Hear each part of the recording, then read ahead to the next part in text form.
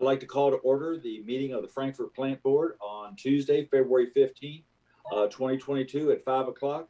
We're meeting via Zoom at this meeting. So with that, I'll ask the secretary to call the roll. Member Keeban? Here. Member Snyder? Here. Member DeLong? Here. Member Dutton Mitchell? Here. Member Mason? Here. We've got a quorum to do business. Next item is approval of minutes from the board meeting of January 18th, 2022. Everybody should have the minutes in front of them. Do we have any changes or corrections? Seeing none, do we have a motion to adopt? So moved. We have a motion. Do we have a second? Second. We have a second. So we have a motion second. Without any further discussion? If not, all those in favor say aye. Aye. Opposed? Minutes are adopted. Next item, 3.1, consider accepting the financial statements for the month ending January 31st, 2022. Mr. Denton. Good evening. Thank you, sir. Starting on page 25 of the board packet, we have our financial statements for the first 7 months of this fiscal year. Our statement of net position covers where we stand as far as our assets, liabilities, and net fund balance as of January 31st, 2022. And then we have our statements of revenues, expenses, and change in net position for all of our 3 divisions and all of our administrative departments, plus our 2 main check registers for our 2 main bank accounts. As you can see, we are above revenue projections for the year, actually very much in line with we were a year ago on all 3 divisions. Electric is doing a little better than expected with our making up for a little down in water and water and telecom, and we're below budget to date, so doing better than expected. I'd be glad to answer any questions that the board may have. Let me give you a little update on the past due amounts for the year. We're currently at just over $1.1 million in past due balances that we've rolled month to month. We're still coming down from our high of $3.2 million that we experienced back in October of 2020 due to the pandemic and a suspension of service disconnection. So we've kind of flattened out. We're back to the numbers we saw in November of 21, but we are continuing to have customers pay those payment arrangements. I believe Cassie will be updating us. We're still around 400 of those, but we're moving in the right direction, still getting agency assistance and other funds to help us with that. But that's where we sit for this first 7 months of the year. Have you previously said, David, that in our normal level of past due or bad debts around what, about 800,000? Yes, sir. It runs around 800 prior to the pandemic. Okay. So does anybody have any questions of David? It's not the topic for tonight, David, but just not put you on the spot, but we know inflation is still, well, it's clicking along now about 7.5. And I know they're continuing to look at actions to slow it down. The Fed may take action and so forth. How do you see that? I mean, obviously we're going to have to deal with the salary issue. But in terms of everything else, what are you seeing in terms of other types of purchasing items? Are we starting to see that show up more and more in our expenditures? Yes, sir. We are seeing it everywhere, everything from office supplies all the way to transformers. It's touched every expenditure that we make. I believe we're in a true price wage spiral that we're going to see prices rising and rising for everything. I believe it's baked in, and we could see this for some time to come. So we'll be included that into our next budget for the 22-23 year. I believe we're going to be seeing some elevated prices when we make our budget. Okay. Does anybody have any questions for David? Yeah, so at this point, though, you haven't really seen the elevated prices. So this budget, you said we're under budget. So therefore, are you saying that the prices have not impacted to date? Those prices have not impacted the budget to date? We are seeing on each purchase we make, we're seeing elevated prices. We are definitely functioning below our budget levels, but we are seeing prices on almost everything we purchased higher than what we would have expected whenever we started our budget. So I think we'll get through the year just fine. Don't foresee a budget amendment needed at this time. But there's no doubt when you look at purchasing that we are seeing the effect of inflation. Have we got a lot of contracts that will be expiring at the end of the year, and they will have to be rebid or whatever, or are they kind of spread out, or we got a lot of year-end contracts ending? We do have contracts that are scattered throughout the year. We do have a big round of annual contracts that come to the board.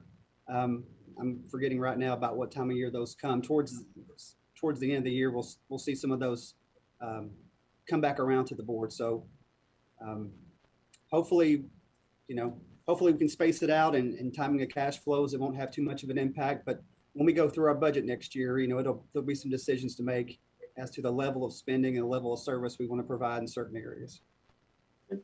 Any other questions of David? If not, do we have a motion to accept the financial reports? So moved. Do we have a second? I'll second. We have a motion and a second. Any further discussion?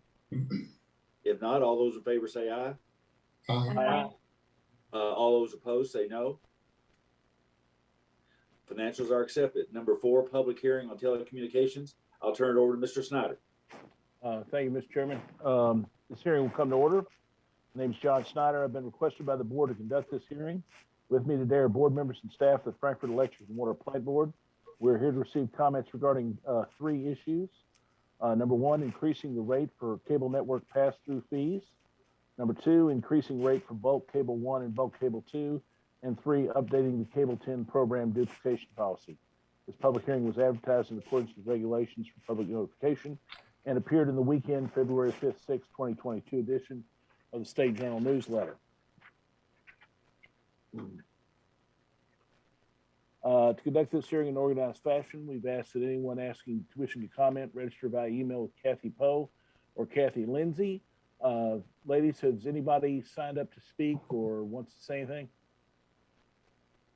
No, we don't have anybody signed up to comment. Okay, thank you. This hearing will be conducted informally and voluntarily by the Frankfurt Electric Water Plant Board in order to accept comments on the above item. Since we don't have anything here, this part about the conduct of the hearing really doesn't matter, but I'll just roll through it. Both oral and written comments will be accepted. Any and all persons present who wish to make a statement will be afforded the opportunity to do so. If you have a written statement to accompany your oral presentation, a copy of the written statement should be provided to the board prior to your presentation. Oral presentation should be no more than 3 minutes. And since nobody's here, I won't have to cut anybody off. We've asked questions of people wanting to present as well. The board reserves the right to answer questions at a later date. It is the job of the board to fairly consider various points of view and information. We want public input and involvement, and I hope you do not find our standard procedures restricted. Additionally, after this meeting, if anybody's watching on video, oral comments and written comments will be accepted and considered if they're submitted no later than the end of the normal business hours on Monday, March 14th, 2022. To submit a comment, please contact FPB at 352-4372 or on our website at www.fpb.cc. To explain the issues at hand and a little bit about the fees and increases, I'm going to turn it over to Harvey Couch. Harvey. Thank you, Mr. Snyder, members of the board. I'll just run through these 3 items quickly. The first item is increasing the rate on the cable network pass-through fee by a total of 53 cents up to $60.19 effective May 1st, 2021. This is a direct pass-through of the monthly fees paid by FPB to cable networks for the right to distribute their programming. This is a 0.9% increase. The customer charge, which is the part that stays here in Frankfurt, will remain unchanged at $12.79 per month. As we increase the cable rates, the bulk cable rates have to go up at the same rate. And so we're also proposing to increase the rate for bulk cable 1 up to $15.25 per outlet per month. And that's typically hotels and dormitories at KSU. And then bulk cable 2 up to $26.60 per month. And that's effective May 1st, 2022. That is typically office complexes with more than 8 outlets. And then the third item is the Cable 10 program duplication policy. This isn't really a rate change. This is an update to the tariff. And just as technology has changed, the tariff speaks to DVDs. And so the policy will be moving forward for Cable 10 to provide digital files to customers requesting programming of Cable 10. And that'll be programming recorded after July 1st, 2021 will be only available as digital files. Programming prior to July 1, 2021 will be for DVDs or digital files. The price, again, like I said, will remain the same at $20 per program. So those are the 3 items before you guys at this public hearing, and we would ask that the board consider these changes at the next regular meeting in March. Okay, so no more VHS tapes, huh? No, no more. No, I think we got rid of them all. We had a lot. We had a lot. What am I going to do with my Betamax player? Yeah, makes a nice doorstop. Harvey, Yes, it does. one thing, and you know, for folks that have listened to these meetings a lot, you know, cable charges, not only cable charges now, but also the retransmission costs of the broadcast channels from Louisville and Lexington we get. They have just continued to just eat and eat and eat. Thank you for bringing that one up. Yep. You know, the classic cable now, you know, you look back to 2003, actually we were charging more to provide the service than the cost of the programming. Those days are long gone, and you got another one. If you throw that other one up about the percentage, that's even a better one, I think. Just so the folks are able to see, you know, the operational expenses were back in 2022 were, you know, 64% of it was our charge, and 32% was the programming charge. That's completely gone now. 87%. 80% of that does not stay here. It goes directly to the programmers, whether that be Disney, ESPN, or whether it's Sinclair and the folks that own the local stations for retransmission. So, you know, we haven't increased our fees in forever. Everything in your cable increase is an increase in what the programmers are charging for their fees. That is correct, right? Right. Yes, sir. Yes. Yeah. And that we changed that. I think it was last year, or the year before. Yeah. Now it's a line item on your bill that shows you what this pass-through fee is, and that's what increases every year, and the amount that the plant board uses to operate the cable system essentially is another line item, and that hasn't increased in several years. Good. Do any other members have any questions of Harvey? Okay. Remember, anyone who might be listening or watching this at a later date, we are accepting comment until Monday, March the 14th. Again, you can contact us at the FPB main number or at the website fpb.cc. So thank you all very much. And with that, I will turn it back over to you, Mr. Chairman. Thank you, sir. Thank you, Mr. Snyder. Next item is item 5, public comment. Has anybody signed up to comment, Ms. Poe? No, sir. Okay. Next, item 6, informational items, department reports. Vince not here tonight. Gary Zing buckled under and approved his vacation. So at this point, I think in it's set up that each department head is going to give an update. Yes, sir. The first one is telecommunication. Adam. Okay, sir. Good evening. The telecom report starts on page 115 of your board package with customer service penetration numbers. So you have those. Page 116 and 117 is the outage report. We had one outage for the month of January. The outage was in node 16 Briar Patch, which is overall Twilight Trail. It was a bad line extender module. We got that fixed and everybody taken care over there. Page 118 is the trouble call report. As you can see in the trouble call report, everything's trending down, which is good. We like to see less and less trouble calls, and we actually changed the dates for what Dutton Mitchell had asked for. So hopefully everything is the way you want to see it there with the years of comparison. Which some of that stuff was kind of interesting too when we added the 2017 numbers in there. Yeah, thank you. You're welcome. If there is no questions on the standard report, I will give an update on next man. Yes, sir. Okay. Construction crews are working in the Shinkle Lane, Colony Landings area, Crestwood subdivision, Rolling Acres, Hickory Hills. They're also preparing to start in the Silver Lake area. That'll be our next underground area. So we actually are going to send out mailers, and we've talked to the neighborhood association to make sure they understand what's going on over there. So that seems to be taking place. We have an additional underground crew starting, which we'll talk about it later on in the board meeting. Right now we're averaging 15 to 20 installs a week. And I believe this week we'll hit our 100th customer on NextBit. And that's all I have. If there's any questions, I'll be more than glad to try to answer them. I saw in the newsletter, Adam, where we hired a new installer. How are we doing at hiring some more cable installers? We are still down 3 and still trying to pull some applications and try to do some, find the help. Okay. So if someone's interested in working with us, what's the qualification? This is an entry-level position. I think it requires 1 year of experience in, it could be maybe sales, electronics, things of that nature. So it is an entry-level position. So we're willing to train. Okay. Thank you, sir. Thank you. Thank you, Ed. Customer service?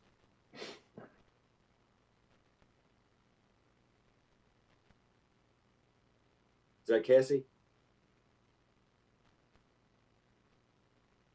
Probably would help if I would unmute. Can you guys hear me now? Sorry about that. The customer service reports are on pages 119 to 122 of your board packet. One thing I wanted to hit on this month, you'll notice on page 121 that for the customers coming into the office, they're still doing curbside, but our customers that we had needing payment arrangements last year at the height of disconnects for the pandemic, we had 163, and this year we were back down to normal numbers of around 44 for the month of January. Overall, those holds have reduced for payment plans for accounts from over 4,800 down to just 440 customers. We continue to take ACP applications, which was formerly the EBB program. We're up to about 534 customers total for that. So we would encourage people to look up the new ACP and what those qualifications are and guidelines are, if that's something that they're interested in or could benefit from. And we continue to receive federal funds from the Kentucky Housing Healthy at Home program. We've assisted 477 customers through that program with them to date for a little over $734,000 on that program. Okay. And I'd be happy to answer any questions you all might have.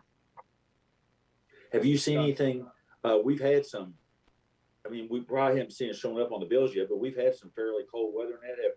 Have you seen a big increase in bills and people having trouble, or? We have seen an increase in what the bills were this month based on usage for the month of January. We would encourage people, if they have questions about their usage, to call into billing, ask questions to our staff so we can review their history. Typically, when we get temperatures that were as cold as what we had in January, the thing for customers to remember is, even though they haven't changed their thermostat, it sets at 70 or 72. When it goes from being 30 down to being 10, it's got to work, twice as hard to bump it up that 50-degree warm that you need. So we did see an increase in usage for the month, which of course correlates to a larger bill. And that's typical for this time of year, especially with the cold weather that we had in the month of January. But we can always look at a customer's average year over year. And oftentimes that helps give them a bigger picture of not really remembering that last month wasn't that high, but oh yeah, last year or the year before at that time frame, I used that much. So. Any questions of Cassie? John? Yes, sir. I've got one.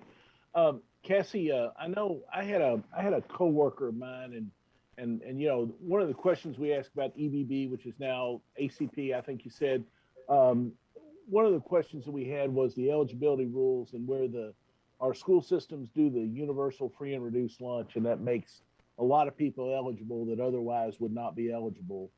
based on income guidelines. My coworker actually came and talked to me about it would just seem really, really confusing where she was trying to re-up to get qualified under ACP. And I don't know if the school really understood what she was looking for and stuff. And I actually got on the phone with David Denton, and he was extremely helpful in terms of trying to figure out what she needed to do and stuff like that. Are you hearing that from other folks that are maybe in a similar situation on that? Or is it, are other people's having the same problems? Or maybe this person was just an early responder and just y'all work some stuff out? It seems to be a very small number. We at FPB, as a provider of this service, received a list from the FCC of customers that they needed additional information from. Okay. The initial list that went out from them for one set of criteria was about 100 customers. Okay. The second list that went out from them that was, again, additional information for different criteria they qualified under was less than about 15 customers. Okay. So I don't think the majority not- of it's our not customers will be impacted. I think they're just going to transition over. Okay. However, I would encourage them to log back into their accounts where they tried to qualify and see Right. what those new guidelines are to see what's changed for them. But most of those individuals, if you existed as a customer and there was question about renewal, they were contacted via email or mail, was our understanding Yeah. from the FCC. Yeah. This person got a mail. So yeah. Okay. And our numbers, are we still at around 400? Were we at around 400 or so? Is my recollection? Or We're sitting at about 535 right now. 535 now. Okay, Yes, sir. great. That's you. approximate. Thank you, Mr. Chairman. Yes, sir. Any other questions for Cassie? Okay. Thank you. Is electric department, is that Travis? That can be me. I think maybe Scott was going to go first over the electric report, and then I can do AMI and SEPA after, if that works for you. Okay, sure. All right. Okay, thank you, Mr. Chairman. For the operations side of electric, our report starts on page 123 and goes to 126. You can see our SAIDI numbers for the month of January was 25.67. Our next page on 124 is our outage, our pie chart, which shows the different types of outages and the percentages. On page 125, it shows the actual number of outages for each of those accounts. We had a total of 14 outages for the month of January. And page 126 shows the top 10 customers or the top 10 outages, which shows we had an effect of about 49 customers for the month. I'll be happy to answer any questions. Any questions? Okay. Is it Travis, you next, or? Okay, yep, I'll go ahead and do the AMI update. Current AMI installations are at 5,279 for electric and 2,838 for water. Installations have been pretty steady outside of weather shutdowns.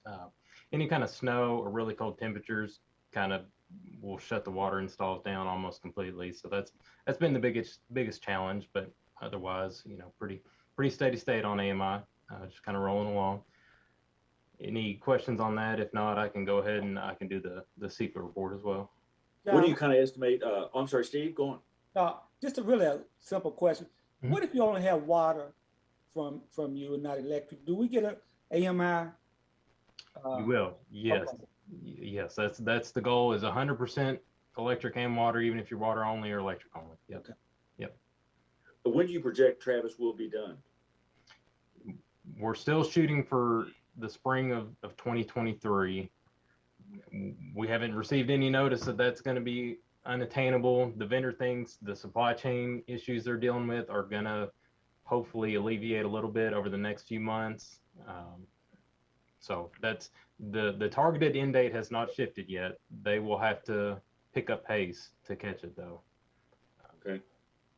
It's kind of where we stand today. You gonna do KMEA? I can do SEPA, yeah, if you like. Okay, SEPA, okay. Sure. Yep, the SEPA report begins on page 127 of the board package.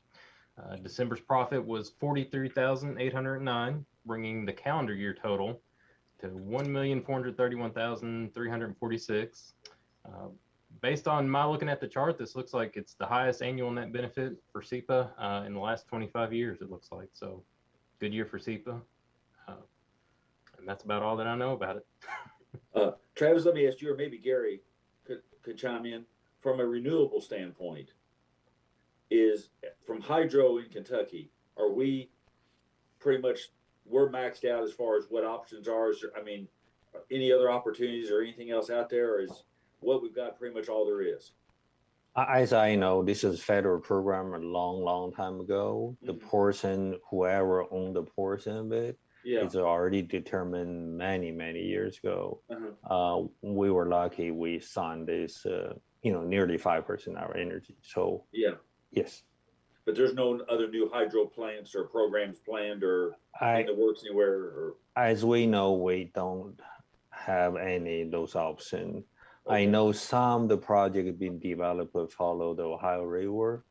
Some of them is relatively successful. Some of them actually end up very high price, means like $200 per megawatt hour instead of 30.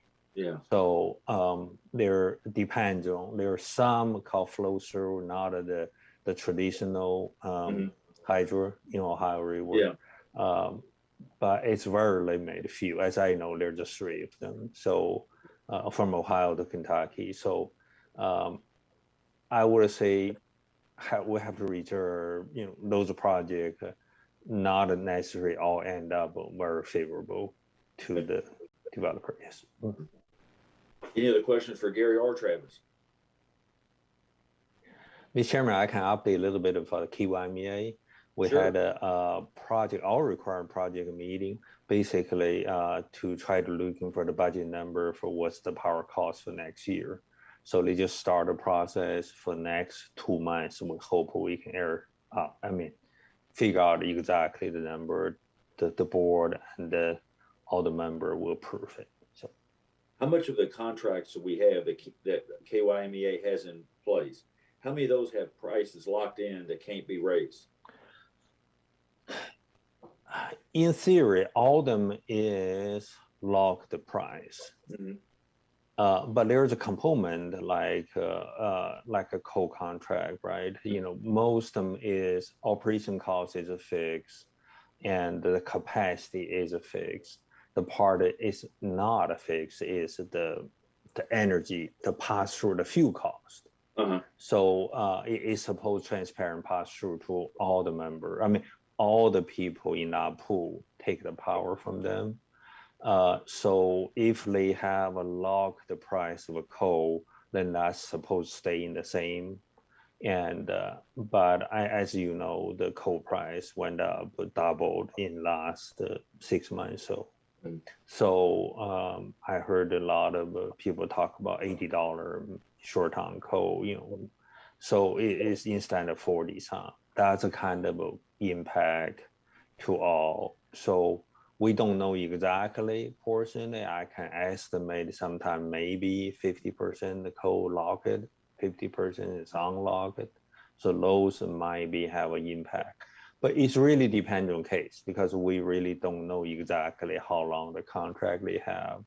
If they have an existing contract long term, everything's all right. It's very hard to get a new contract today. Yes. I know from Steve and I's prior life with LRC, in revenues, coal severance for the first time in years is up. State government collection will go, but it's not because of tons severed. It's all because of price. Yes. Coal severance receipts are up, but it's because the price of coal is higher. They're not they're not extracting any more coal. It's all pricing. Yes. Okay. Natural gas price also went up quite a bit, usually around $2 some, went to all the way 6. And recently come down. I mean, I heard it last week or yesterday is around $4 some. So it's a still significant increase in natural gas. So any other questions for Gary? If not, safety. Good evening, Mr. Chairman, board members. How you doing, sir? I'm good, sir. Our safety report starts on page 131. You might recognize some updated graphics. We've actually included the total of 5 years of our record keeping to help our board with the trending and in our most current year. For the month of January, we sustained 1 OSHA recordable. An electric department employee sustained a dog bite to their left forearm. It resulted in medical treatment and restricted duty. On the vehicle accident side, sir, we had one of our security vans sustain some minor cosmetic damage to the rear passenger quarter. The vehicle is safe and still roadworthy. I'll be happy to answer any questions. Any questions? Okay, if not, water treatment, thank you. I'm sorry, water distribution. Yes, sir, Mr. Chairman. I'm going to start off. Sharmista's going to give a reservoir update. Start off. Okay. All right, good evening. We held our progress meeting on February 10th, and we are approximately 75% complete at this time. Currently, the contractor's working on installing the drain pipes and the overflow pipes. But right now, the majority of the work is just moving dirt. They're going to begin excavation for the retaining wall, and they're going to start doing some backfill around the new tank. This morning, we met with Rangeline, and they're the firm that is going to do the line stop work and installing the bypass line. So we have a tentative schedule to do the preliminary work here within the next 2 weeks. And once that preliminary work's done, we're looking to do all the work that's going to require the bypass line in the month of March. As far as finishing up our piping work out front, we're still the same issue everybody else is dealing with, vendor and supply issues. So we're hoping to get the piping in soon, but we don't have any hard dates yet. But overall, it's going pretty well. Okay, thank you. Any questions for Sharmista? Water treatment? I'll go back to the water distribution report, Okay. Mr. Chairman. The water distribution monthly report is on pages 135 to 137. For the month of January, we installed 6 new services. We had 8 main breaks, and we had 3 outages. Construction crews were working on line replacement projects on Highland Parkway and River Street. And the 30-inch water line in the back of the reservoir we've been working on, we're about 98% complete with that. So we're about ready to wrap that up. So were the water main breaks due to temperature or just old pipes? Well, it has a little bit to do with water temperature, air temperature, soil conditions. This time of year, we usually see a rash of breaks, January, February timeframe. So the guys, we're out there in that cold weather at night, fixing those main breaks and going right on. Yeah, well, they do a great job. They do. Yes, Thank you. Yeah, I don't think people appreciate a lot of times that, all those guys, all the team people, the electric and the water are out there. When people wake up in the morning, flip a switch, turn a faucet, everything's on. And some people were up all night long getting that done in a hole or on top of poles. So, yeah. Thank you, Mr. Chairman. Thank you, sir. Yeah. Any questions for Brian? Okay, water treatment. All right, I'm going to do the report this week, and I hate to say this, but I do not know what page my report is on. We treated just a little over 223 million gallons for the month of January, which brought our average up to 7.2 million gallons. We supplemented Georgetown for about a week while they were working on a filter rehabilitation project. So that gave us a little bit of bump up in sales. We had almost 5 inches of rain. We had almost 5 inches of snow. So we had quite a bit of precipitation, which resulted in a river flow of about 15.5 billion gallons a day on average. So January was busy for us. We had 3 high water events or flood events. We had 3 snow events, 3 COVID events, and 3 COVID exposures. So the number 3 seemed to be the number of the month. We have kicked off our SCADA project and our ammonia upgrade project. So those will be in progress for the rest of the fiscal year. I'll be happy to answer any questions. Any questions for Julie? I have a question about Sure. It's not really about water, but the COVID exposure. Mm-hmm. Were any of those transmissions between employees or? No, ma'am. No, ma'am. And none between employee and customer? No. All right. Thank you. Okay. Knock. Hey, good evening. How you doing? Doing good. We were just The NOC staff's just happy that we dodged a potential bullet of an ice storm a few weeks ago. The potential was certainly there. And if nothing else, it was a good exercise. We had a lot of good internal communication with other departments on how we were going to handle that. So it was a good exercise, and we're not sad it didn't fully come to fruition. It looks like in January, the NOC staff handled 1,666 phone calls, and our locators did 395 locates. So January was down a bit, but it's been, the weather's not been great for construction projects, so that's to be expected. We have had, like water, we've had some COVID issues. We had several of our staff out in January with COVID or COVID exposures, but I think we're back on the mend now, and actually back to full staff, I believe, right now. So everything else is going well. Darren, I want to commend you, Gary, commend all your staff. I know that night of the projected ice storm, I know you had all the electric crew on standby at work. I know y'all had tree trimming crews locked in, standing by, and you all did everything you could, given the weather, and had to be prepared. And like you said, luckily we didn't have to deal with it, but you had the resources, on site, ready to go. So you all did a great job. Any questions of Darren or on any other reports? Okay, seeing none, we go to item 7.1. On this item, it's the board's pleasure on what we want to do. We've got the 1898 report on rate design. We need to have a public hearing. I'd suggested, but it's up to everyone, I'd suggested that Travis give us a short overview, and this is a significant report and a lot of information, and we really need to discuss, do we want to do the public hearing at the next board meeting? Do we want to set a separate date for it? And if we want to set a separate date, and it certainly probably is worthy of that, do we want to let people come in person or do it by Zoom? And I'd ask Gary to kind of check around to see like how LRC is handling things, how the city, the county, the school boards, to see how we might approach it. So we can kind of save that to the end.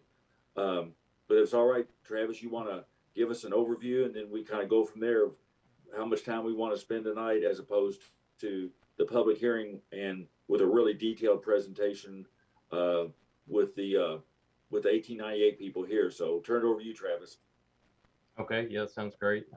Again, the board approved an agreement with 1898. It was back in October to conduct a limited electric rate study. And so in lieu of a complete comprehensive cost of service study, they just looked at specific pieces of the electric tariff where we knew items that would be important may be missing. So I'll kind of hit the high points on each subsection that they looked at. And of course, any questions I'll be happy to try to answer or take note of to send back to the consultant. The first one I would touch on is the large solar policy. Customers that are typically would be in your commercial, large commercial or industrial, if they install a rooftop or a solar system on their property, if that system is larger than 30 kW, currently there's no policy in the electric tariff that describes how we would adapt or integrate a system of that size. Essentially, the tariff is kind of silent on it.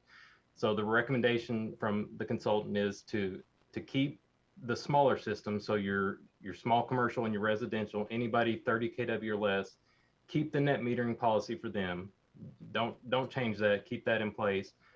For these larger systems over 30 kW, so larger commercial or an industrial, they have recommended an avoided cost method to compensate customers for that any excess energy they would be putting back on the grid. So the customer would size their system ideally appropriately for their load.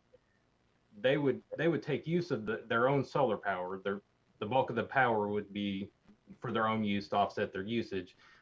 But this policy would allow us to provide them some compensation if they're pushing excess back on the plant board.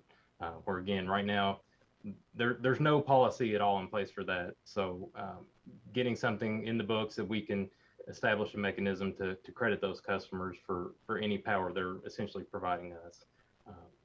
At a high level, it's framed as an avoided cost, or you could think of it kind of like a wholesale cost approach. Essentially, we would buy that power from the customer at the same cost it would be to us to buy it off the wholesale market. So that's at a high level how they've structured the recommendation. Any questions there? You want me to just keep rolling on through them? If it's all right, why don't you roll through it, and then we can ask the board then, do they want to go back and start dealing with individual issues or deal with it all at, in more detail at the public hearing? Okay, sure.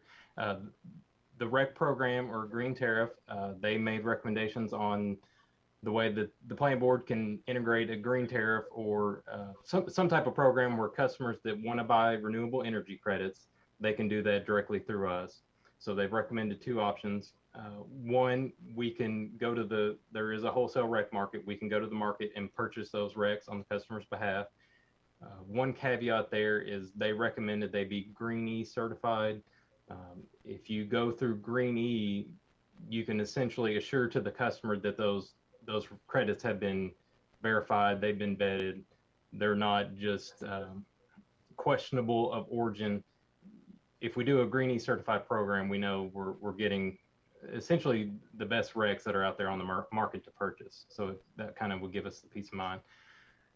The second option they recommended down the road, that KYMEA has plans to offer RECs to their member utilities. So that may be kind of a longer term goal when that becomes available. If the board chooses, possibly we could switch over to that. But just going to the wholesale market and buying the Green E certified RECs is something that could be started more so, right away. A primary meter policy. Currently, FPB has customers that take electric service at primary voltages. So think 7,000 volts above that. There is limited tariff language on primary metering, but there's no primary meter rate. Essentially, all the rates are the same, whether they take the service at high voltage or medium voltage. So they've made recommendations on, I would say, tweaking that primary metering policy, which would essentially say, we're going to establish a very clear demarcation point that anything beyond that primary meter is owned and operated by the customer. And in those instances, they've given suggestions on how we could essentially give a small discount to the customers to compensate for its transformer and distribution losses.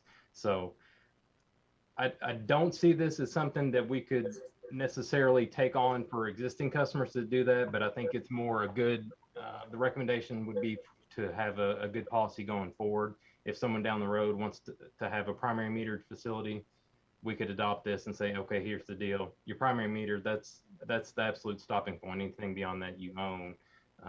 And it doesn't get into this conflict where, potentially FPB is working on a privately owned customer's equipment. That was really the main driver is good demarcation and establishing any kind of rate adjustment for those primary meter customers. They also did a kind of a cursory review of our overall rate classes. There's a handful of recommendations they made. Again, they didn't do necessarily a full cost of service study. They just more looked at our existing tariff, made recommendations on best utility practices. There's a couple areas they recommended changes. One is to establish a general service demand rate. The driver behind that is based on the tariff. We have some customers that are on the edge of a commercial and a large power rate. We conduct an annual study or an annual assessment every year to determine if customers need to move from one rate class to the other. That rate transition potentially can be painful for some customers to move from a commercial to an industrial rate. So they've recommended what you could kind of call maybe like an intermediary rate, where it's they would have a demand component and an energy component like an industrial rate, but it kind of would split the gap between that commercial and our industrial. This is one we would need to do quite a bit of studying to really understand the financial impacts. We need to look a lot closer at the customer data and the customers that would be affected by that to really, for staff to really recommend making that change right away. So the recommendation is there, and it's probably something to work towards.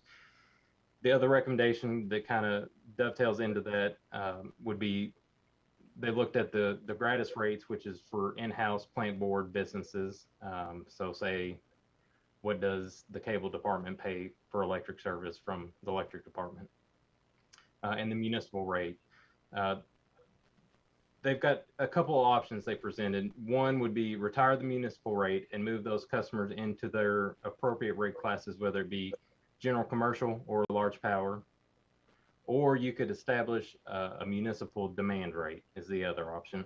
So a municipal demand rate would be for, larger facilities, say like a large pump station or a large treatment plant, really the pretty big facilities.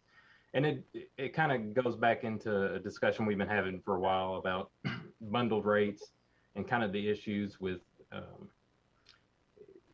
it kind of disguises some of the real cost of providing electric service when we have bundled rates. So especially for large customers that have a disproportionate effect on our total bills to purchase power, we start to unbundle some of those rates. So again, it's either retire the municipal rate is a recommendation or establish a municipal demand rate where they would be in their own rate class, but they would have a demand component. So again, that's another one. We talked about AMI earlier. Until we get AMI really further deployed, it will be hard for us to give the board a real, a firm understanding of the financial impacts on that. So I think that one is another one that goes in the bucket of, we've got a recommendation. It's something we can choose to work towards, but I think we would need a little better AMI data to really have those conversations with our customers about, well, where would this potentially cause your bill to go up? In some cases, it may go down for some customers. It's just hard to say until we really study that a little deeper and get that AMI data. EV charging. We've talked quite a bit about EV charging. Right now, we have 3 stations out. We've got the 4th that's on the way. The equipment's been ordered, so we're trying to finalize plans on that. If at some point, right now, to the public, those stations are free to use, if that's no longer feasible down the road for whatever reason, if the city chooses, they no longer want to pay the energy usage on those, we need a rate in hand that would be passed on to the drivers to use the equipment. So they've made some recommendations there. They also touched on customers who want to charge at home. Does anything need to be done with rates on if you've got an electric vehicle? How does that change your usage at home? And does a rate adjustment need to be made there? And the last one, LED security and area lighting. For quite some time, we've been installing security and area LED lights. The technology has been available to us for quite some time, but the pricing and the tariff still reflects traditional HPS and metal halide fixtures. So we asked them to study, do we need to make rate adjustments for the new technology? LEDs obviously use less energy, but they're a little bit more capital costs up front to install them. How does it all shake out? So they've made recommendations on, again, this is not system-wide street lighting. This is, you say, hey, I need a security light on the pole in my backyard. That's what this piece of the study addressed. Again, so we've got long list of recommendations here. Of course, no policy changes tonight up for discussion necessarily. Just asking to have a public hearing, get an input on these items, and I'm curious of the board's feedback, which issues, if any, we want to tackle right away. I think the large solar policy, we have some customers that could receive benefit from this right away, and are kind of eager to move on that. That's one that, my personal opinion, that we go ahead and try and tackle. That would, to me, we have the data in hand to go ahead and try and move forward with the policy on that. Some of the other ones, like I said, the adjustment of rate classes, the primary metering, I think require more study to really make any kind of firm recommendation on a policy change. EV charging, I don't know that there's necessarily a need today to adopt that policy, but it's another one we have the data in hand. Of course, the board's pleasure. Do we go ahead and get a tariff out there to try and improve or not. LED, the security and area lighting, I feel like we have what we need if the board wanted to go ahead and start to make those pricing changes. It's essentially comes down to it's a few bucks a light, a few bucks a month per light. So if you've got a security light in your backyard and it's an LED and you're paying the old rate, we could recover our costs and still lower that rate a little bit. So again, that's very high level. That kind of hits all the pieces they looked at a glance, if you will. I had mentioned to Gary that, you know, after we had this kind of overview tonight, we need to make sure we got this information out to city and county officials, the schools, large businesses, the various business organizations, and do some checking on how Louisville and Lexington is handling some of these issues, especially as regards to schools. And, you know, like Louisville's got the LG, Louisville's got like the General Electrics, the Fords, you know, all these big users, the universities. Make sure they're aware of whatever public hearing we adopt. What's the board's pleasure? Do we want to go in deeper on these, or go on and get a public hearing set and let staff do some more modeling of the impact of what some of these policies will mean to our ratepayers? So we've got that kind of information. What's the board's pleasure? John? Yes, sir. John. You know, this is a lot to digest. A lot of information here. Yeah, I'm absolutely 100% that we need to have a public hearing. I'm almost also pretty convinced we probably need to have a public hearing separate from one of our regular board meetings. I think that this issue is too important to, you know, shun away, you know, 15 or 20 minutes that we would only have the bandwidth during a regular meeting. Right. You know, I think we've got a lot of people in the community who will be interested in this. A lot of our big ratepayers will be interested in it. I know the governments, like you said, the governments and schools, they'll all be interested in it. You know, I would prefer to do that. And you know, I know COVID is hanging over everybody's head still, but I think this is probably I would suggest this is a meeting we probably need to have in person if at all possible. That's just my thought. Sure. I don't know what anybody else thinks, but that's just my 2 cents. Steve, what's your preference? I agree with John. I'm more reluctant on the present meeting, but you know, I can understand that. But yeah, I do think it needs to be a separate meeting because I think we need some more time to talk about this ourselves and understand it better. So yeah, separate meeting for the an additional meeting for the hearing, I think is correct. Because I would imagine people come in at the hearing and say, I'm an X-class ratepayer, big business, whatever, and say, what's this mean for me? And I think we've got to do our homework and be able to tell someone, what does this mean? Because there's a lot of impacts. You know, there could be winners and losers going both ways, and we need to kind of have a feel for what that means. Steve, I'm sorry. No, I'm sorry. I had a couple of other points. One, to Travis, when he talked about the primary metering customer, I noticed in that report it talked about that there might be a leasing mechanism in that. Were they talking about? Was that meaning that we would own the things behind the meter and that we would lease that back to the customer, or what was the leasing aspect of that? Yeah, I would probably need them to really spell it out a little better than I could. But I think part of the discussion on the primary metering rate is, okay, if we establish that demarcation point, is it a firm stop? The plant board stops at that meter and everything past that is absolutely yours. We're not going to touch it ever. Or do you go back to the customer and say, okay, you now own these facilities, but for, you know, a monthly fee, we'll help you continue to maintain them. Some utilities have taken that approach. I don't know necessarily that that's right or wrong to take that approach, but that I think is on the table for discussion, is if in those instances, do we want to establish a facilities charge or some other mechanism where, you know, the plant board doesn't necessarily stay completely hands off, but it's clear that the customer owns it at that point. Then my other question was, as it relates to what you were saying, John, about modeling, can't we take the customer data that we have, manipulate it in some ways to create some of these things and model it and project, you know, some kind of fiscal impact? I mean, that's the bottom line of what kind of fiscal impact it has on everybody. Yes. You know. Yeah, that certainly most of that data is there. My only concern would be any place where we don't charge demand to the municipal accounts.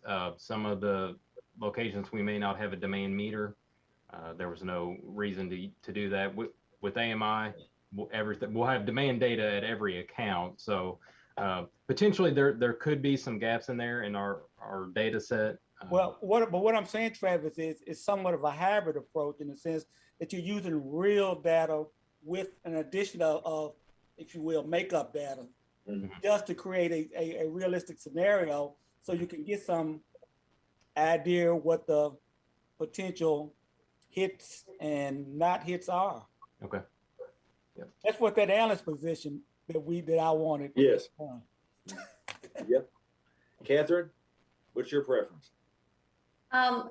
Well, first of all, so as far as waiting, I mean, the idea of having all this data through AMI is great, but if we're not going to have AMI completed before 2023, and I guess that's what Mr. Mason was getting at, we've got to get some more, data and cost scenarios together to present to the public. So I totally agree about we need a dedicated public hearing, preferably in person. And I'm wondering if procedurally, if it makes sense to try to get some more of this data information and bring it back and do another presentation next month and then set the hearing for April. And that gives people some time to kind of get their thoughts together after we get some more information. Okay. And then that would give the board a chance to read it, submit some additional questions, and we could have Burns McDonough on that call to answer those if that's what you're kind of wanting to do there. Yes. I mean, one of my questions is, and it sounds like, I mean, you said you kind of know what customers might be able to take advantage of the value of solar rate. I don't know how many that is. I mean, that would be of interest to me to know that. Yeah, I think it's currently two large customers that I think this would immediately impact them. Okay. Jason? I agree with Catherine. I think we should have another meeting where we talk about this in depth, get us a chance to digest this, and then have a follow-up meeting in April. Okay. There's a lot to unpack here, and we got to get our heads wrapped around it, because if we don't, and the public asks a question on it, and we're not sure exactly what they're asking because we're not up to speed, then I don't think we're doing our due diligence. Okay. Well, why don't we do that then, based on what everybody said? Travis, you and Gary, any board members, or make sure we get this information distributed to people in the community. Post it on our website or whatever. Make sure people know it's out there, and get the schedule Burns net for our next meeting. And any questions y'all want to see addressed, and ask them to come and make a presentation, and try to put together some of these scenarios, so we can start trying to get a feel for what this means. And then we'll have the public hearing scheduled sometime after our March meeting. Does that sound okay for everybody? Ms. Cuban, this is Gary. I just probably take 30 seconds and explain it. This is not something we're looking increase the rate for our commercial residential. That's not the purpose of this at all. I mean, I want to make that really clear. Number two is like a large solar, I don't, in my opinion, didn't create a burden to any customer, really to the benefit to the customer. And the only things I saw in here, even the primary rate, that's actually is a more discount to customer, you know. Only thing I saw in here potentially, I'm not really sure, is the municipal rate. But on the municipal rate, it really depends on the pattern, how do they use energy. Right. Currently, strictly based on kilowatt hour, just like a residential. But this is consultant suggests that would be fair to the very small usage. For example, they have an office just size like a residential home, then that meter should be charged by kilowatt hour. But if they have a very large facility like a commercial or industrial, it's more fair to charge that way. That's what they say. Their second piece, I think they're, I'm not saying we recommend even to move that. I'm just saying the consultant suggests we should. That's more fair. But their second piece on the municipal rate, I think we probably didn't have a chance. Some of the board members suggest me to that too, is if you do charge like a large commercial industrial, then there are part of energy from demand, a part of energy come from energy, right? So if people know how to manage their capacity well, actually there could be a discount. Right. So, but I want to know, I don't want to undertake that. It's not easy. People really need to understand it, but eventually there could be a saving to the customer. But we can't guarantee. It's really how do you use that energy. Right. But if people really know how to do it, potentially there could be. But bottom line, even municipal rate, I don't think staff say we are ready to do that. The reason is they're not, we don't have the demand data. So we can try to do estimate, but if we miss something, you know, end up it's quite different, then that becomes a surprise, right? So it's a direction I think consultants tell us we should go long-term, but it's you probably I want the board. I heard from you. Do you want us to consider to do that today? Is up to the board. You know, I think right now, if I get the sense the board and y'all, anybody else interject, I get the sense for tonight, we're going to pass over this tonight, and then in March, in March, have a much more detailed discussion and a presentation and walk through these scenarios. Jason? Yep, sorry. I guess I work with demand data a lot for my larger customers, so it really is meter data, monthly meter data versus demand data. It's like two completely different animals, and it's very hard to estimate demand data based on just sort of having that higher level data. That said, demand is very complicated as a topic, and I think that Travis, if you wouldn't mind, is maybe a hybrid of what we're asking. If you could maybe put together as part of this a little presentation on demand itself and how demand, like across the entire plant board, because I assume you guys have it for the entire plant board. We could just have a conversation about how it affects how we pay for energy, and then where you may have some AMI already rolled out for utilities, or real data. Maybe it's sporadic, but you could just put together a little presentation to show kind of how it connects up, because I know I've had whole presentations on trying to educate clients on demand, because it is a very complicated topic. And I think a 101 on demand might be a really good first step, because as we get into these rate class discussions in the months ahead, that's going to become the backbone. So it's just a thought. Travis, would that be something that you're willing to do as just kind of 101 for us? Sure. Yeah. I think it makes sense. Be happy to. Okay. So for 7.1,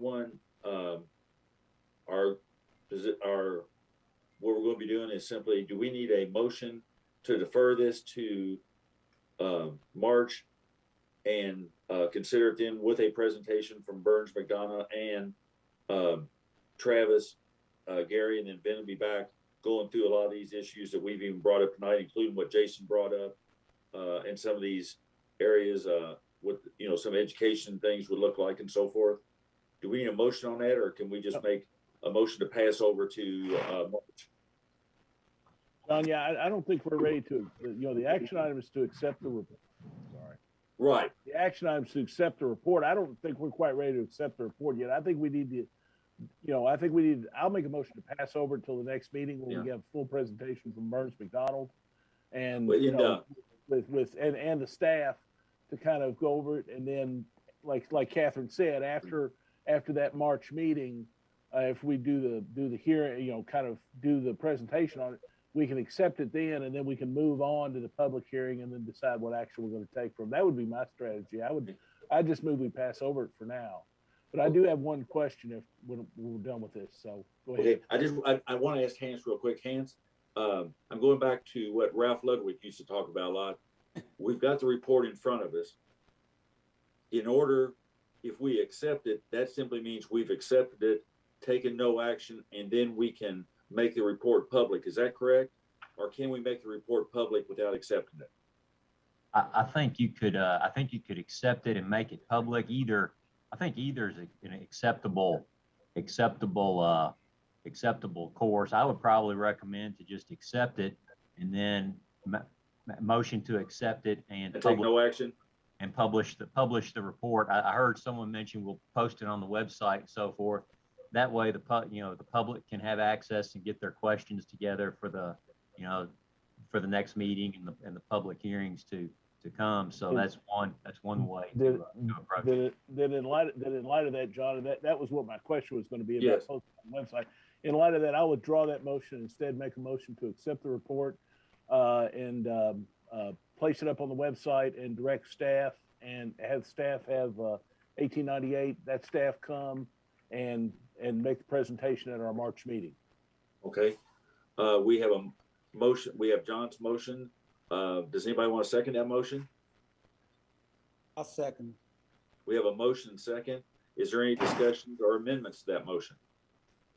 I don't know if it would require an amendment, but as part of the posting, can we, just make it clear to the public that if they have questions, to propose those questions so that we, Burns McDonald can be prepared to answer them? Yes.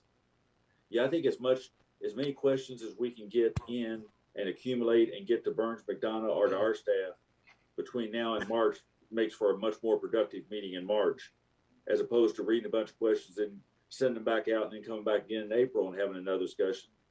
I mean, to get as many things addressed. So I assume Gary, Travis, and Kathy, Lindsay, that we can make sure that's clear to encourage people to get their questions in.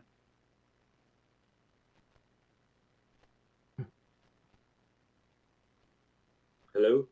Yep. You got that? Makes sense to me. Yep. Okay. Sure. I think I'm looking to Kathy. Oh, yeah, we can do that. Okay, yeah. Motion and second. All those in favor say aye. Aye. Opposed?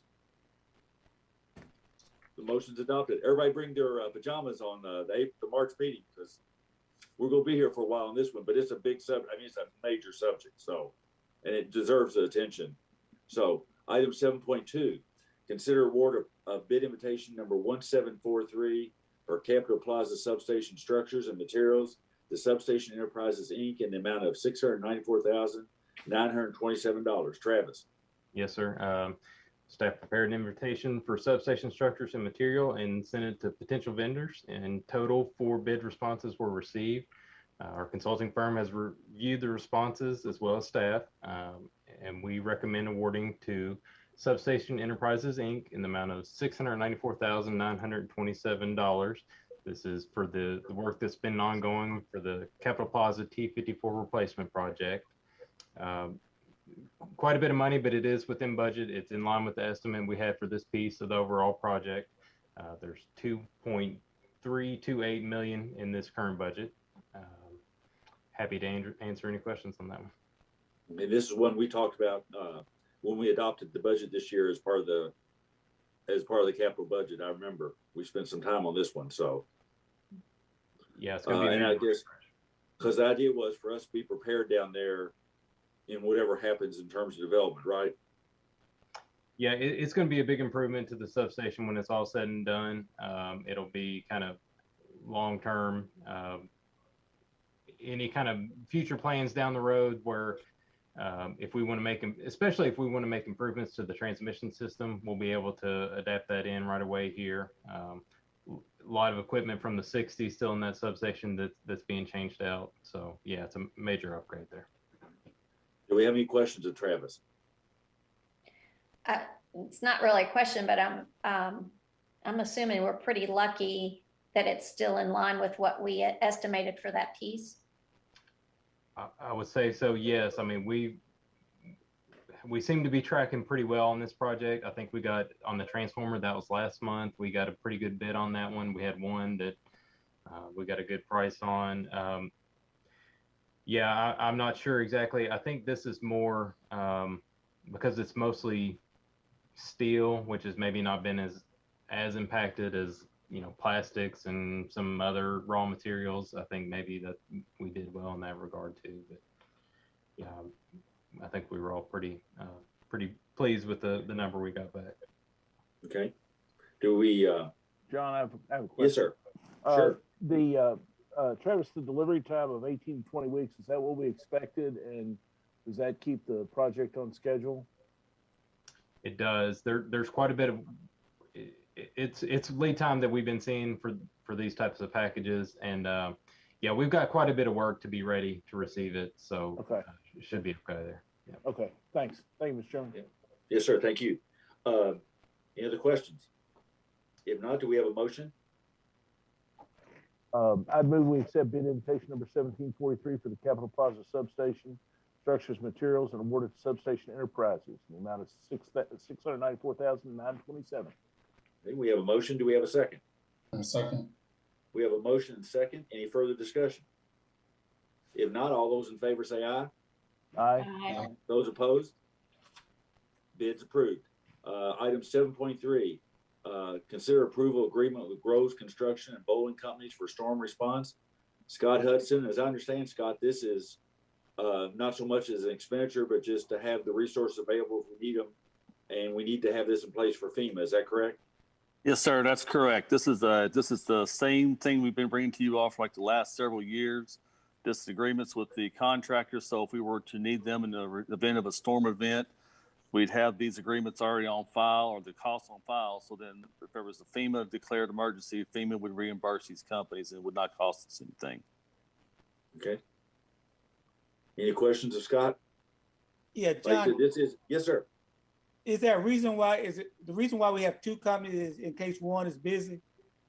Yes, sir. We try to get three. We're having a hard time getting a third company to give us some rates. I guess they're really kind of trying to find another one in the state of Kentucky, and that company is pretty busy right now. So I don't think they really could commit to us if they wanted to. So, but yes, we try to have a couple of companies in place so that way if one is, say, typically these two companies right here, one of them's based in Western Kentucky and the other one's based around Frankfort. So if the western side of the state gets hit, we feel like that company may be reserved there, and then the company above us would be able to come down and help us. So it's a dual thing. Yeah. Another question, John Snyder, was there legislation a couple of years ago that allowed out-of-state companies to come in and be treated the same as in-state companies that when it related to catastrophes and things? Yes, I believe there was. Yes. I didn't know if that would help you to get your third option, if you wanted a third. We can look out for those other companies. We were trying to find the ones in the state of Kentucky. Yeah. We can still reach out for another one if we need to. Yeah. I have a question about how that works. Is there a hierarchy in which contract we turn to first, or do we literally look at like the example given? Well, the Western Kentucky one might not be available because the storm hit there too, so we're going to call the other one first. Yeah, well, typically, the way it would hopefully work is with us being part of the municipal group, we would, if we needed outside help, we would contact the municipal groups around the state of Kentucky first to see who could come. Of course, if we couldn't get enough resources from those, we would definitely have to know how many crews we would need. Then we would contact both companies and see who would have the available crews to send our way. I just wasn't sure, like what do the companies get out of it by entering into these contracts now? Well, what they do is they know that we have their pricings and they know that we need those kind of pricings for FEMA reimbursement. So they give us these pricements so that if we do need help, they feel comfortable that we will give them a call and have them come and help us if we need to. It's just kind of not a reassurance, but they know that we are looking for help and that they are on our list for help. And we wouldn't be able to contact any other companies for it to be covered by FEMA. We probably could if it was a natural disaster, let's just a big storm like an ice storm, and these companies were completely full and there was other companies, we would be, like Mr. Mason said a while ago, we would have to reach out to other municipal companies outside of Kentucky, and then would there be other contractors also that could respond to those issues. As I understand, Scott, one of the reasons FEMA encourages utilities to do this is when you do have an event that requires this extra help, you're not necessarily in the best negotiating position. And this way you already have rates locked in, as opposed to going to the market at that time trying to get help. You've already got a guaranteed rate, which in theory should protect us, our ratepayers and FEMA, from paying exorbitant prices. Is that right? That's correct. So, any other questions for Scott? Okay, at this point, do we have a motion to approve the agreements with Groves and Bolin, recognizing this isn't to spend money, it's to basically have a contract in place with them, hopefully that we never use. So moved. We have a motion. Do we have a motion, Jason? Yeah. So moved. We have a second? I'll second. We have a motion second. Any further discussion? All those in favor say aye. Aye. Aye. Those opposed? Agreements are approved. Next one is Nichelle, the Federal No Surprise Act. This is basically what were the mandates and recommendations for us to comply with that. You want to take it? Yes. Good evening, Board Chair and members of the board. The Federal No Surprise Act became law in January of 2022. The No Surprise Act was created to eliminate balance billing on certain types of claims, which most often result in surprise bills to members. These rules take effect for the plan beginning on January 1st, 2022. See the attached mid-band benefit confirmation form for additional information in the detailed pages on page 169. The BCF identifies the areas of our plan that need to be amended to comply with the No Surprise Act. While most of the changes required by the NSA apply to the processes mid-band uses to adjudicate claims for certain services, some changes are required to the plan language. The BCF may also contain items not related to the NSA, if applicable to our plan, which have been added to promote consistency and cost effectiveness for claims and prior authorizations. I'll be happy to answer any question the board may have for changes for numbers 1 through 7 of the agenda item listed on this board package. Does the board have any questions? Nichelle, are there any, for our employees, what's the major impact for them? And is there any cost impact to either us or to our employees? As far as, let's see, I'm just looking through real quick. No, there isn't. Anything that is processed will process based on our current plan structure. So if you have the HRA plan, it will be subject to the deductible. You're required to do the first 400, and the same for the PPO plan. So, and as far as the cost for us, there is some cost savings. That's why for number 5, the HIV PrEP authorization, staff is recommending that we remove the pre-authorizations, because per we pay per pre-auth. So we're asking the board to approve removing that because it has shown that the pre-authorizations aren't really needed because 90% come back approved. So I don't really see any additional costs outside of what we would have normally paid. Okay. Any questions for Nichelle? What is every plan, state plan, city, county, schools, is everybody basically approving these same type of things under this federal law? I assume everybody's doing the same thing we're doing?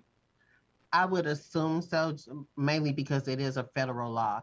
And like I mentioned earlier, some of the things that we are asking to be approved also is just to be consistent with how it would be processed under our current third-party administrator, MedBin. Okay. Any questions for Nichelle? So, okay, go ahead. I'm sorry, no, go on. No, I was gonna say if the board didn't have any additional questions, the staff asked the board to approve the listed health plans with the effective date of January 1st, 2022. Okay. Do we have a motion? So moved. Do we have a second? Second. We have a motion and second. Any further discussion? Seeing none, all those in favor say aye. Aye. Those opposed? Contract adjustments are approved. Thanks, Nichelle. Thank you. Next one, 7.5, next band. This is, I guess, a good problem to have is because the actions we've taken and our agreements with the fiscal court to step up construction on broadband. This is kind of necessitate this. So Adam, you want to take it? Yes, sir. Staff sent out bids 1685 and 1686 in 2019 for construction labor for the Fiber to the Home project. In January 20, Custom Cable started working on the project, and they've done pretty good. Actually, last month we awarded them a contract for installation contract help, which they're starting to do as well to help out with the next bid. Anyway, in January 2022, we had talked in July. We had awarded, or we had budgeted to increase the speed of the project, and they could handle that. And then in 2022, or just January, we noticed that they were having some trouble getting contractors, and so they basically came to us and says, we can't get people in to do the work. And so they basically asked us for a cost increase. And so in your board package, you have a document there that kind of shows out of the 50 line items, they asked for an increase of 9 of them, or of 9 of the items. This increase equates to about 9 to 13% cost in the overall project. We don't have a hard number on that yet because technically some of these areas aren't completely designed, so the numbers are going to go back and forth a little bit. With the amount, when we bid it out, as far as the original contract in 2019, Custom Cable was quite a bit lower than the next bidder. So we feel the increase they're asking for is not out of the way. Basically, with the amount of broadband funds being spent and the federal funds coming out, that this is not a bad ask at all. So this is going to affect the next band overbuild and actually some of the Greenfield project as well. So we'll be coming back and adjusting that when we get into the budget later on this year. And I think from what you said, Adam, even with these price adjustments to go to a more accelerated time frame, that these prices are still below the other bidder who bid in this project. These are still lower costs. Is that correct? Yes, sir. I got my screen up here. So the blue is the blue and orange are the original bid. And so basically the gray is what they're asking for an increase. It's, we're estimating at $1.2 million cost overall the next 3 years of the project. So it's still well below the other bidder back in 2019. And with inflation and things of that nature, I don't think it's a bad ask. And we definitely are asking them to accelerate and which requires them to either get more crews, equipment, or whatever, right? Yes, and like I said, we talked to them back in July, August timeframe, and they were trying to bring more people in. So I don't think it was a lack of trying, but we noticed they were slowing down a little bit, and we were trying to speed up. And so we brought them in and had some conversations, and they were just like, we can't get enough help.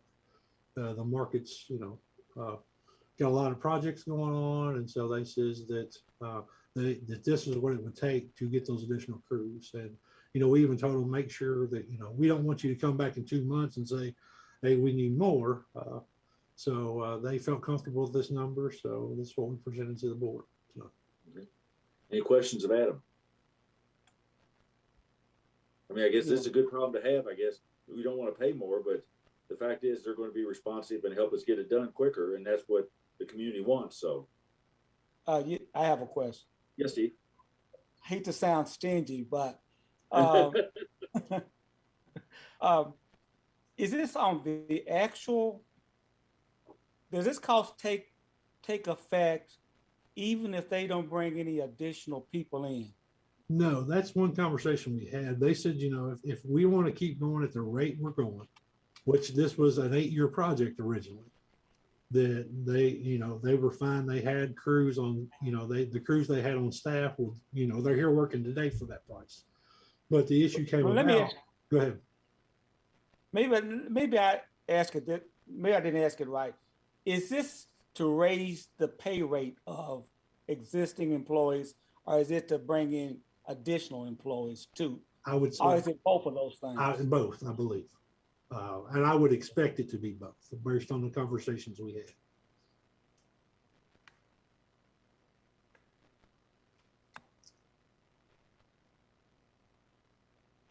Any other questions of Adam? Okay, do we have a motion? So moved. Do we have a second? Second. We have a motion, a second. Any further discussion? All those in favor say aye. Aye. All those opposed? Contract amendments approved. Thanks, Adam. Okay, informational items. Nichelle, you want to talk about the free COVID test? Yes, sir. On January 10th of 2022, the Center for Medicare and Medicaid announced that effective January 15th, insurance companies and group health plans would be required to cover the cost of at-home, over-the-counter COVID-19 antigen tests at no cost to members. With the CMS ruling and guidance, our pharmacy vendor Vintegra has added FDA authorizations at authorized at-home, over-the-counter tests at zero cost to members under the pharmacy benefit plan effective January 15th of 2022. Currently, the board does not need to make any changes or vote on this because December 28th of 2020, the board did approve an amendment to our plan for any future changes that are needed for the coronavirus preventive service provisions. The detail for that amendment is located on page 191. Individuals covered on our pharmacy plan age 2 and older can receive 8 tests per 30 days at zero cost to the member without a prescription from a prescriber. In the event the pharmacy does require a prescription, members also have an option to request reimbursement up to $12 per test by completing and submitting the necessary documentation. Please see the attached pharmacy plan benefit update information and COVID home test paper claim form located in the detail pages on page 183. As far as our plan, the cost to our plan for this, Vintegra has contracted with specific pharmacies where they will only reimburse the pharmacy a total amount of $12. And that is also the amount that the member will only receive as well. Okay. Any questions? Does the board have any questions? And we don't have to take any action on this, right? No.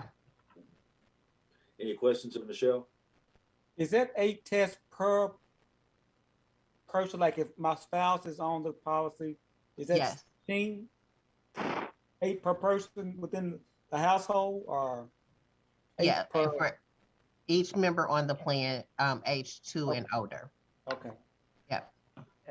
And so Nichelle, the pharmacies we contract with for our employees, they will go and will they, just have to show their card or if they're on the list there, they can get them and how does that work, I guess? We are working on making sure of the specifics because we are calling different pharmacies, and what we are finding out are that some pharmacies are requiring prescriptions. So we're trying to figure out, and we'll have that information. We will send it out to the board as well as our employees on which specific pharmacies are requiring an actual prescription. But in the perfect world, they'll be able to go to the pharmacy, show their insurance card, and that way it'll be uploaded in the system because that's how they're keeping track of the 8 tests, as well as if they were to purchase it themselves. When they do the reimbursement form, once again, Ventegra, which is our pharmacy vendor, will keep track. So like I said, we are working to figure out, because that's their process and we have no control over that. So we'll find out. We're going to try to do the best that we can in the local areas, what pharmacies will be okay with just accepting our insurance information. Okay, great. Thank you very much. You're welcome. Any other questions for Nichelle? Okay. Next informational item is 8.2. I got a call last night from Sam Marcus with the Humane Society here in Frankfurt, and he shared a letter with us that he was submitting also to the city. And basically, we had talked previously, just in general, that their new building they're building, that there's an apron or access road that goes into that area, that at some point we may have a need to do something there.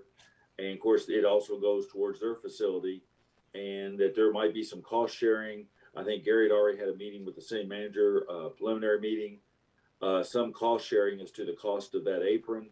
The city asked the Humane Society to do design, to get a contractor to do some design and a cost estimate. That came in significantly higher, mainly due to the cost of asphalt and so forth than what I think everybody thought. They've come up with a allocation plan that they think is reasonable. I told Mr. Marcus that we were meeting tonight, that obviously our staff hadn't had a chance to review it, that the board hadn't seen it, and that we would put it on the agenda, make everybody aware of it, and ask staff to review it and determine if this appears reasonable. And then we could do one or two things: either ask Gary and his staff to go on, proceed if it looks reasonable, or to go on and review it all and then bring it back at the March meeting, whatever your all's preference. But definitely it's not on tonight to take action. It's information. And like I said, we just got it late last night or this morning. So that's information here for you all to be aware of. Do they have a time frame which they need a response? I mean, I think Sam definitely knew that he got not getting a response today. I mean, and he said that was fine. I think if we got back to him in March, I think we'd be fine. Okay. All right. I mean, I think it's they're going to have to build that road, and they're ready to begin construction, so they won't do final pay. I mean, they're going to need access road to build. Their site, I think, is a significant distance back on their part of the road. And the biggest thing, if you see that material, is to accommodate us, that apron is going to be wider and built for, the weight of the trucks, and that will be running over it at some time in the future, which we don't know when that is. But, I think Sam and them proceeding for construction. So there's going to be a lot of equipment moving in there. So, but I think, I told him we'd have it, but I think March would be fine with them. But like I said, he has proposed, and that letter includes how they propose to do the cost sharing. And, that's something, I'll be honest, you all need to look at, and Gary and staff need to look at and see if that sounds reasonable. But I do know the price went from, I think it was around mid 200s up to about 350, 370 for the whole project. So, and that's mainly because just the material, again, it's materials like everything else. John, sorry, I just want to clarify, what kind of road is this? Is it a gravel road or an asphalt road? No, it'd be a paved road. Okay, cool. Yeah. Yeah, it's because this will be the main road into the new Humane Society. Okay, great. Yeah. That's great. But the first part would be concrete, wouldn't it, John? Is it concrete? I thought it was the apron, and then I thought most of the road was asphalt, and I'm not sure. I know it hooks into the Humane's parking lot. Let's see, new design, concrete work at street was expanded. So that's at the street level. Yeah, But I as think- you come in, I thought it was concrete. Yes. That's the part that we're coming in on. Yeah. So that's, do you all want to allow Gary and staff, if it sounds reasonable, we talked about it, we were thinking hopefully in the mid-20s. And obviously there needs to be a discussion, not only with us and Humane Society, the road's actually gonna be a city road, as I understand it. So obviously there needs to be a discussion with the city also.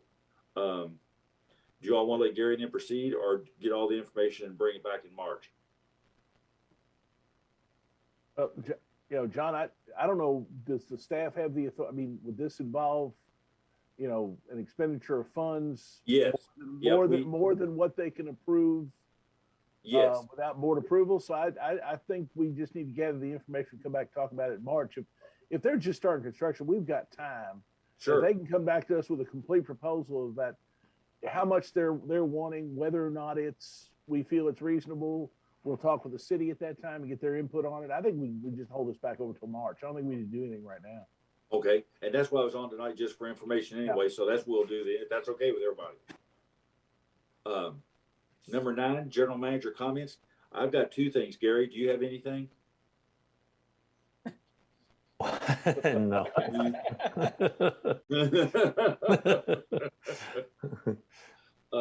The first item, and I'll turn it over to Jason.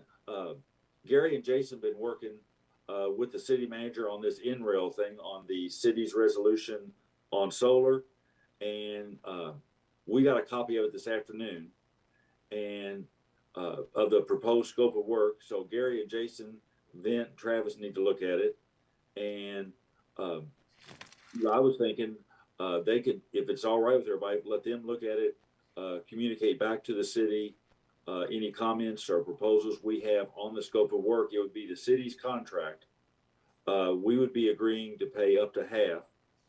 And, I think it would be great if we could be involved. And this really hadn't been finalized this time. If we could kind of have a defined role in terms of, being involved when NREL comes in. I mean, obviously we're going to have a lot of impact discussions with them, because they're going to need a lot of data in terms of when, the entrance conference, questions and answers, reviewing the draft. And then I think their scope of work talks about when it's finished, make a presentation to the city commission, which is important. And either maybe we could join in that, or also have a scheduled meeting to have them present while they're here also to us. So Jason, I'll turn it over to you at this point. Well, John, I think you stole a lot of my my sales. No, that's good. You're making my job easy for me.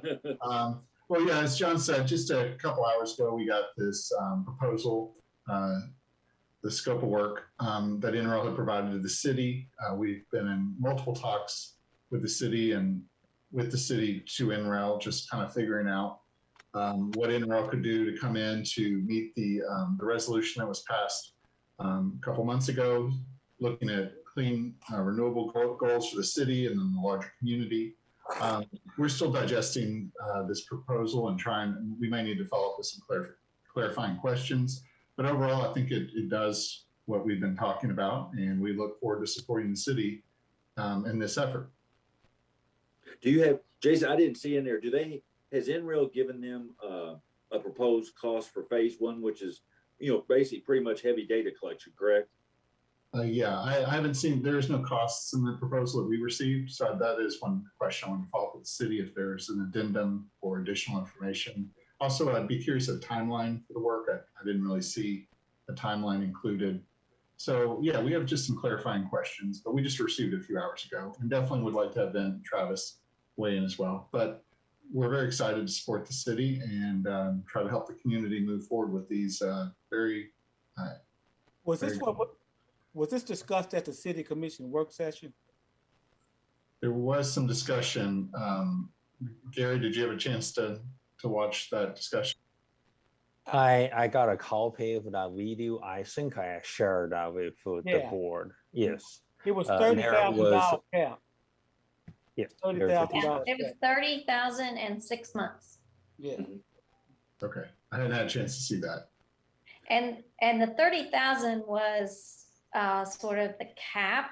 If they didn't use it all, they would either potentially roll the extra into the next phase, because some people don't like the money sent back. It just causes a problem.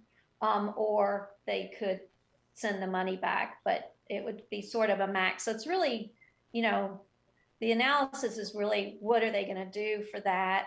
And I know in that presentation, they weren't going to be able to get crazy in depth on any one approach, but should give a good overview and then know which ones to hone in on phase 2. So what we'd be looking at tonight is, if everyone's okay with it, is Gary's, under his small purchase authority, can certainly spend 15,000. So basically, asking Gary and staff, and you know, Jason's been involved in this too, to collect everybody's questions. If anybody's got any questions, whatever, comments, suggestions, send them into Gary. We can pass those on to the city for their scope of work. And then basically, Gary can communicate with the city and say, you know, here's our comments and we're in agreement to proceed and we're good for up to 15 grand. And then we won't have a contract to approve. They'll be doing the contract. We'll be reimbursing and then participating with them in the process. And if that's okay with everybody, we really don't have to take any action, because Gary can make the expenditure and we won't have a contract to approve. Is that correct, Gary? Hands? Jason? Somebody? Yes, sir. I think you could approach it under just the normal procurement practices of the plant board, if that's what the board, you know, if it's, you know, the monitor. I can't recall what the numbers are on the limits for, you know, for a manager versus the general manager and so forth. But that's an approach. So definitely. Well, Gary can spend millions, right? Sure, absolutely. Yeah. Sure. No problem. No sure, problem. No problem. Is everybody okay with proceeding in that way? I'm good. Yeah. Okay. The next item, huge expenditure, but it's an important issue, is we got contacted by the community group that's working on the invasive species. And they're applying for some grants, but they obviously like to do some work this summer.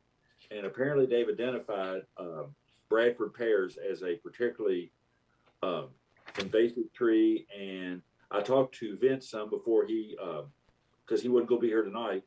And he agreed they split and there's problems with them. And I've talked to Hans some, and we can't just make, there's a real old Supreme Court case, some other things that we can't spend public money without a public purpose. We can't just make a donation.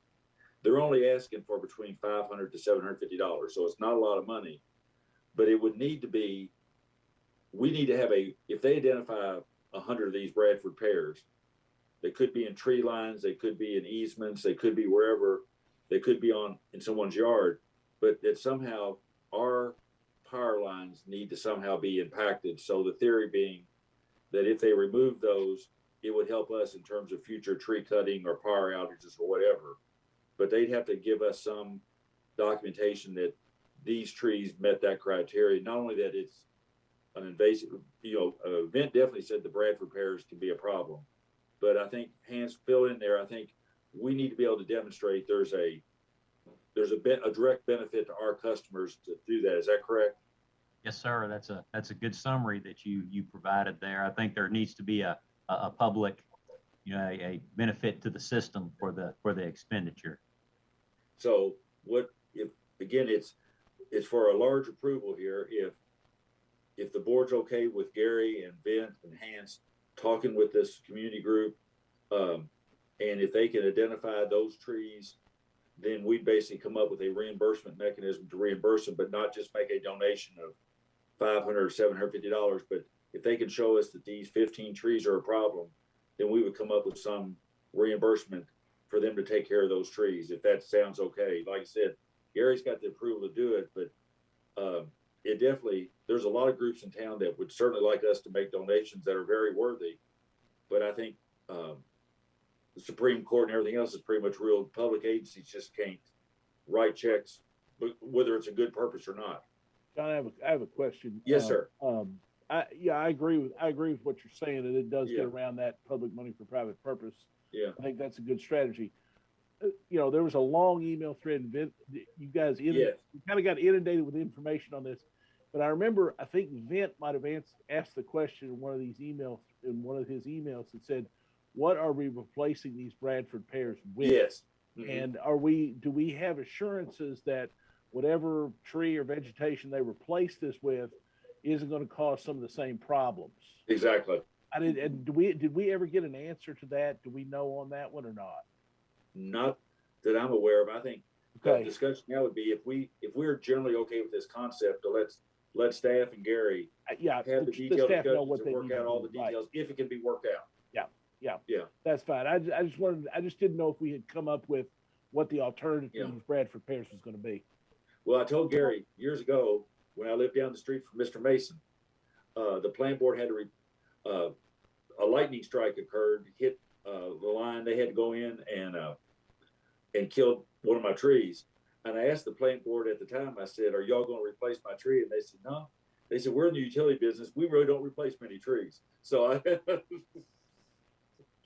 I'd like to add that, so Leanne Phillips had a great suggestion about supplying information that would go to someone. And so she did ask, and I'm assuming that based on the response, that there wasn't already going to be some information about just sort of public education on what tree would be appropriate under a power line.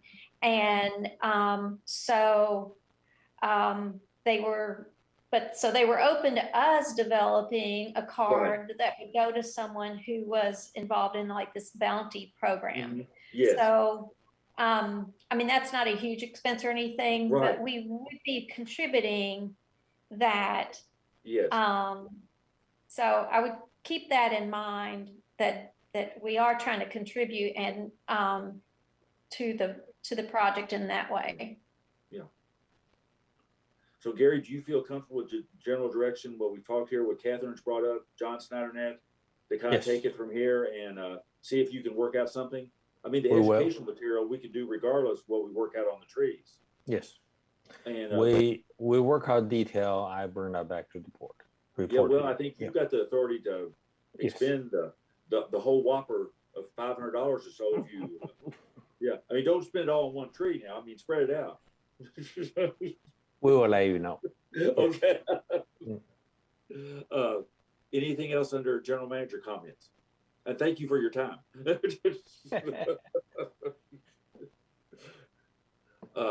If not, we have any older new business?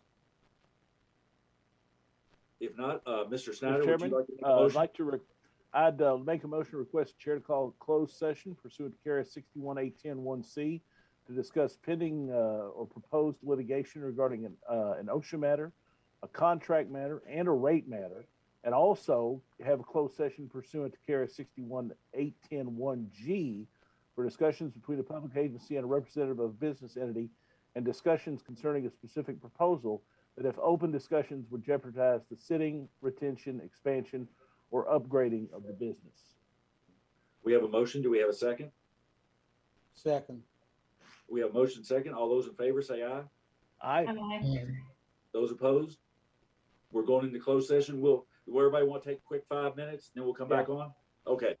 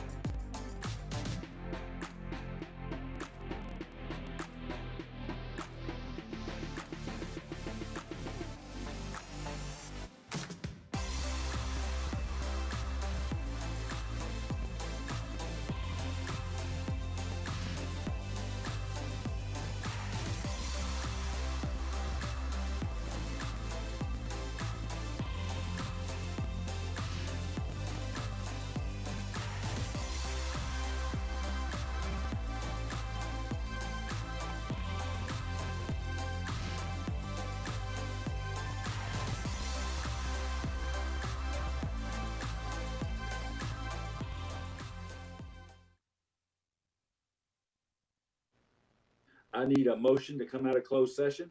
So moved. Do we have a second? Second. We have a motion and a second. All those in favor say aye. Aye. Anybody opposed? We're out of closed session. Do we have a motion? Yes, result Mr. of the Chairman. closed session. Mr. Chairman, after consultation in closed session, I would like to make a motion to direct the general counsel and staff to prepare and transmit a draft agreement to one of our customers. We have a motion. Do we have a second? I'll second.